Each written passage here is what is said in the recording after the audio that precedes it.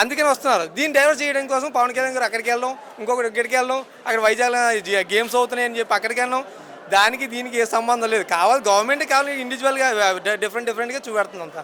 జగన్మోహన్ రెడ్డి గారు 5 సంవత్సరాలు అరాచకం చేశారు, మేము దాన్ని గాడిలో పెడతామని చంద్రబాబు నాయుడు గారు అన్నారు, లోకేష్ గారు అన్నారు. ఏం పెట్టారు సార్ చెప్పండి, ఇప్పుడు ఏం పెట్టారు? గాలిలో ఏం పెట్టారు? గతంలో ఏం పాడు చేశారు, ఇప్పుడు వీళ్ళు ఏం పాడు చేశారు?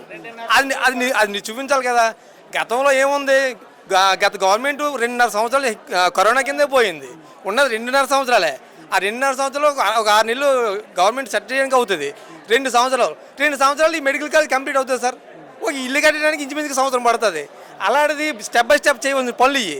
కాలేజ్ అంటే ఒక మెడికల్ కాలేజ్ అంటే మెడికల్ కాలేజ్ ఒకటే కాదు కదా. Medical college, hospital, quarters, nursing colleges అన్నీ స్టెప్ బై స్టెప్ అవుతుందండి. ఇది వరకు అంటే ఇది ఒకేసారి కంప్లీట్ అవ్వదు. స్టెప్ బై స్టెప్ అవడం వల్ల ఏమవుతుందంటే ఇది అయిన బిల్డింగ్ చూపించట్లేదు ఇక్కడ. అవును బిల్డింగ్ వల్ల ఎక్కడెక్కడో పిల్లర్స్ చేసి ఉంటాయి కదా, అక్కడికి వెళ్ళి మాట్లాడుతారు అందరూ.